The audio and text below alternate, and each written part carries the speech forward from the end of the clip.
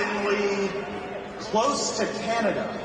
I can, feel the socialist repression from here. And I looked over this body of water, and I sort of expected it to be frozen. And they're waving this big maple leaf flag, like they were real proud of something. Can't imagine what. I come from the Fighting America First wing of the Republican Party, not the neocon wing, not the surrender wing, not the amnesty wing. This is Donald Trump's party, and I'm honored to be a Donald Trump Republican. And that's because we deserve to have nice things. Prosperity at home, peace throughout the world. That is what we experienced under President Trump. Wages were rising. Investment returned to America. Police were cherished.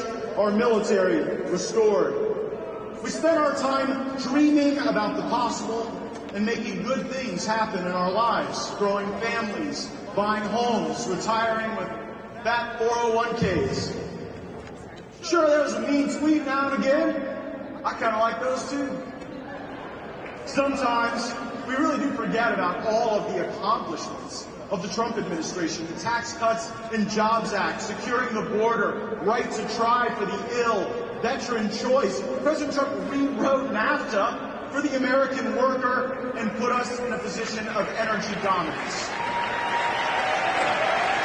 I don't always remember all the things that happened in such a short period of time, but I remember how I felt during the Trump presidency, how we all felt. A nation of full hearts, big dreams, and endless ambition to win. Winning so much we get tired of it. Now we got Joe Biden. He ain't tired of winning, he's just tired. Looks like he gets tired breathing. You see him sit there sometime with his mouth agape, just like, last time I saw that, it was Robert Mueller. We all knew he lost a little off his fastball. Compare what we had to our diminished America today. We are poorer, sicker, deeper in debt, and overrun by illegal aliens. How can people be turned off by mean tweets, but think that political prosecutions are okay? Once we had one of America's great families in the White House, the Trumps. Now, we've got transsexual influencers wandering around the West Wing. Sometimes they even get jobs. Remember that dude in heels who used to steal everybody's luggage? That was like an actual thing. We're not going to have dudes in heels in the White House anymore. Now, President Trump had a little something to say about that in the primary, too. I mean, think about it. We went from Ivanka Trump in the White House to that weird thing in the heels. Home ownership has become a mirage for millennials and Zoomers alike. The average mortgage payment in America today is around $2,800. Who can afford that with the price of fuel and groceries and all of the things that Joe Biden has made more expensive? It's no surprise then that we are seeing more delinquencies and more home foreclosures than at any other time in the last decade. In the Trump economy, we could actually afford to buy homes. President Trump understands the value of a home, and that's why he invites everyone to his home as a host and as a great leader. Under Trump, we could build more, grow more, and have more. The left wants us to have less. It used to just be fewer guns they wanted us to have. Now it's fewer goals. You know, they want to turn everything in this country on its head. And they think we should have a smaller house, less money, a smaller family. If people can even afford to get married and have a family anymore. They want to turn your cheeseburger into a bug patty with compressed seed oils. And they want to make the greatest country that has ever existed weak and lonely and trans all at once. You see, President Trump is a builder, and that which is built in steel and concrete must first be built with a vision in the mind. Vision and energy and productivity are certainly more patriotic than laundering Chinese bribe money to your family members. bring these Biden voters that we know out of the brain fog that they are in, believing that they only deserve the diminished America that has been provided by Joe Biden. The Democrats are the party of high prices, high taxes, and low T. Is a party even trying to win an election anymore if their standard bearer just soiled his pants at a D-Day memorial? We are the proud party, and they are ashamed. What else explains the left's self-defeating embrace of the DEI agenda? DEI is an order form for people, not about good or qualified or credentialed or talented, just immutable characteristics, that which you cannot change. Are you black, white, Muslim, gay?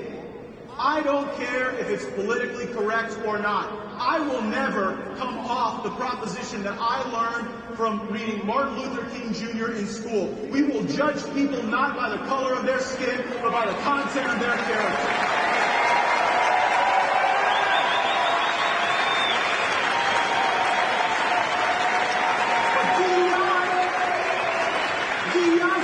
What's on the outside that counts? How many left-handed lesbians do you need? Have you have enough women of color on your board? Have you hired enough illegal immigrants lately? You know what? America isn't a slave auction. We cannot hire and promote and pay people based on the skin color or the traits they cannot change. We must hire and promote and pay based on merit and merit alone.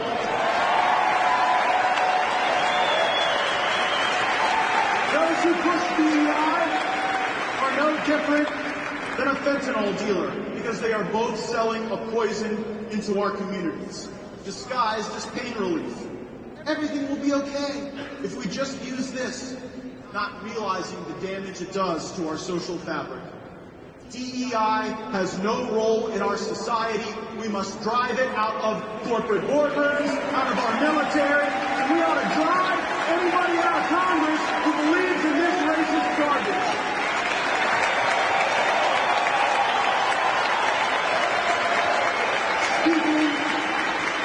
Speaking of our military, Obama hurt our military by defunding it. Biden has hurt our military by purging patriots.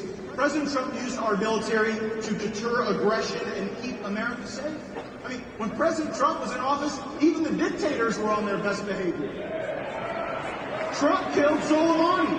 He took out the leader of ISIS, al-Baghdadi. And right now, Joe Biden is waving ISIS in across the southern border, giving them asylum, and they're probably getting some of that taxpayer-funded benefit you see all the rest of the illegal aliens get. But there are still 8,600 brave Americans who put that uniform on and served our military. President Trump and I will not rest until we give them reparations and restore every last one of them with their full rank and back pay.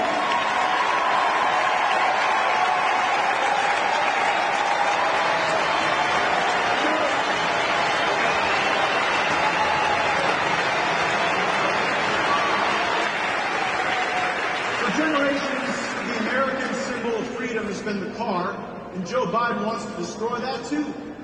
Many of you have heard that I'm a Florida man, and I think we got some Floridians in the house. Some of them drove here, and I'm guessing it was not in an electric vehicle. Pete Buttigieg recently said that we have to stop thinking about fueling cars the way we do, and we have to start thinking about our car charge like our cell phone. If you're like me, this is terrifying because I live somewhere between about 8 and 18% charge on my cell phone. Like, I run to chargers with like the thirst of Hunter Biden on his way to go get a crack pipe. I need to charge in a bad way. Taylor Swift has been teaching us all about our eras, and I think America's Joe Biden era is about to end. We must usher in a new era, one where we seal the border, cut spending, end the wars, honor police, celebrate our veterans, and rebuild this great nation's hope. So don't miss the era of great American rejuvenation. And know this, you are not alone. Nationalists are rising up all across the globe. Germans have had it with unchecked immigration. The French have had it with Macron. And even on our side of the Atlantic, Melee is changing Argentina, and Nayib Bukele has converted El Salvador from the murder capital of the world to a vibrant, stable partner for security. When we win, you're not going to want to miss out on what's coming next. And I think we need to fix Congress. 3 simple ideas to do it. We should make donations from lobbyists and PACs illegal to people running for federal office. That's bribe money, and I'm the only Republican who can take it. Second, we should have a one-time ban on members of Congress becoming lobbyists or registered foreign agents. And third, for the same reason, you don't let the umpire bet on the game. Members of Congress should be banned from trading individual stocks.